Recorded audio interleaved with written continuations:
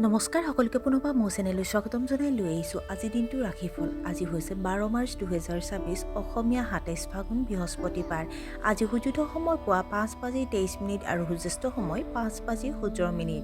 আজি হৈছে নৱমী তিথি আৰু কৃষ্ণপক্ষ। আজিৰ দিনটো প্ৰথম ৰাশি হ'ল মেঘ ৰাশি। আপোনাৰ কামবোৰ তুলনামূলকভাৱে দ্ৰুতগতিত সম্পূৰ্ণ হ'ব। আপোনাৰ পৰিয়ালত শান্তি আৰু সম্প্ৰীতি থাকিব। আপোনাৰ সন্তানৰ উন্নতিৰ দ্বাৰা আপুনি উৎসাহিত হ'ব। আপুনি আপোনাৰ ঋণ লোৱা ধন সফলতাৰে ঘূৰাই দিব। আপুনি হয়তো আপোনাৰ ব্যৱসায়ত ডাঙৰ কিবা এটা চেষ্টা কৰিব পাৰে। এচিডিটিৰ ফলত আপোনাৰ সমস্যা হ'ব পাৰে। প্ৰচুৰ পৰিমাণে পানী খাব লাগে। বৃষ ৰাশি। আপোনাৰ স্বাস্থ্য অলপ ওপৰলৈ বা তললৈ আহিব পাৰে। আপুনি দ্ৰুত সফলতা লাভ কৰিবলৈ শ্বৰ্টকাট ল'ব পাৰে, কিন্তু ইয়াৰ ফলত লোকচানো হ'ব পাৰে। কিছুমান মানুহে আপোনাক সমালোচনা কৰিব। লগৰ সমনীয়াৰ লগত নমনীয়তা বজাই ৰাখিব। পৰিয়ালৰ আপোনাৰ আধিপত্য কমি যাব পাৰে। মিথুন ৰাশি। আজি আপুনি হয়তো বহুতো নতুন ধাৰণাৰ দ্বাৰা প্ৰভাৱিত হ'ব। আপুনি বিবাহ সম্পৰ্কীয় বিষয়বোৰ আলোচনা কৰিব পাৰে। আপুনি অনলাইন যোগে ঘৰুৱা সামগ্ৰী ক্ৰয় কৰিব পাৰে। বেংকিং পেছাদাৰীসকলে পদোন্নতি লাভ কৰিব পাৰে। আপোনাৰ সকলো কাম আপোনাৰ ইচ্ছামতে সম্পূৰ্ণ হ'ব। কৰ্কট ৰাশি। আপোনাৰ কামৰ মানদণ্ড উন্নত হ'ব। নতুন দক্ষতা শিকিবলৈ চেষ্টা কৰা উচিত। বন্ধু-বান্ধৱীক আপুনি সহায় কৰিব। আপোনাৰ কেৰিয়াৰ সম্পৰ্কীয় সমস্যাৰ সমাধান হ'ব। টকা বিনিয়োগ কৰিবলৈ সময় শুভ। পুৰণি বাকী থকা গোচৰত আপুনি জয় লাভ কৰিব পাৰে। সিংহ ৰাশি। আপুনি হয়তো এটা ডাঙৰ ব্যৱসায়িক লক্ষ্যত উপনীত হ'ব পাৰে। আপোনাৰ কৰ্তৃত্ব বাঢ়িব। অচিনাকি মানুহক বেছি বিশ্বাস নকৰিব। ভৱিষ্যতৰ পৰিকল্পনা কৰিব পাৰে। আত্মীয়ই আপোনাৰ ঘৰলৈ আহিব পাৰে।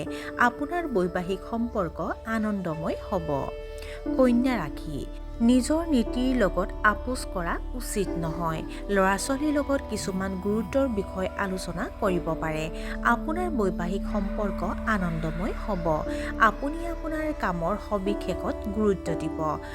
লেখা আৰু সংবাদ মাধ্যমৰ লগত জড়িত কামে লাভ কঢ়িয়াই আনিব পাৰে।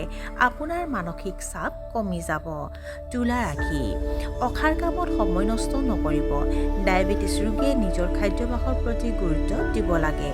এলাহৰ বাবে আপোনাৰ কাম নষ্ট হ'ব পাৰে। ভুল পৰামৰ্শ দিয়া মানুহৰ পৰা আঁতৰি থাকক। ব্যৱসায়ত আশা কৰা ধৰণৰ লাভালাভ কৰিব নোৱাৰিলে দুখৰ সৃষ্টি হ'ব পাৰে। আপোনাৰ অভাৱনীয় খৰচ হ'ব পাৰে। বৃশ্চিক ৰাশি। আপোনাৰ কঠোৰ পৰিশ্ৰম আৰু সামৰ্থ্যৰ ওপৰত বিশ্বাস থাকিব লাগে। আপোনাৰ প্ৰেম বিবাহে হয়তো পৰিয়ালৰ অনুমোদন লাভ কৰিব। আপোনাৰ স্বাস্থ্য অতি উত্তম হ'ব। আপুনি আপোনাৰ জীৱনসংগীক বুজিবলৈ চেষ্টা কৰিব। আপোনাৰ কামৰ অগ্ৰগতিয়ে আপোনাক উৎসাহিত কৰিব। আপুনি হয়তো বস্তুগত আনন্দৰ প্ৰতি আকৰ্ষিত হ'ব। ধনু ৰাশি। নতুন প্ৰজেক্ট এটা আৰম্ভ কৰাৰ আগতে আপুনি ভালদৰে প্ৰস্তুতি চলাব লাগিব। সমাজ সেৱাৰ লগত জড়িতসকলে সন্মান লাভ কৰিব। আপোনাৰ উপাৰ্জনৰ উৎস বৃদ্ধি পাব পাৰে। আপোনাৰ সন্তানৰ উন্নতিৰ দ্বাৰা আপুনি উৎসাহিত হ'ব। আপোনাৰ কামৰ হেঁচা বাঢ়ি যাব পাৰে। মকৰ ৰাশি। ধন ধাৰে লোৱাৰ পৰা বিৰত থাকিব লাগে। কাৰো লগত বেছি তৰ্ক নকৰিব, নহ'লে মানহানিৰ সৃষ্টি হ'ব পাৰে। হেৰুৱা ধন আপুনি উদ্ধাৰ কৰিব পাৰে। স্বাস্থ্যৰ প্ৰতি সাৱধান হোৱা উচিত। বন্ধু-বান্ধৱীৰ পৰা আশা কৰা ধৰণৰ সমৰ্থন লাভ কৰিব পাৰে। প্ৰেমৰ সম্পৰ্কত কিছু নেতিবাচকতা থাকিব। কুম্ভ ৰাশি। কোনো সমস্যাৰ সমাধান বিচাৰিলে আপুনি আনন্দিত হ'ব। ব্যক্তিগত কথাবোৰ আনৰ লগত ভাগ বতৰা কৰাটো এৰাই চলিব লাগে।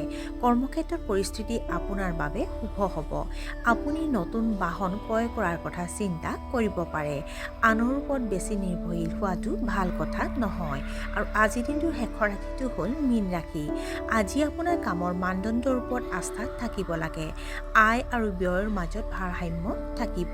আপুনি আপোনাৰ শত্ৰুৰ ওপৰত জয়ী হ'ব। নতুন ব্যৱসায়ত টকা বিনিয়োগ কৰিব পাৰে।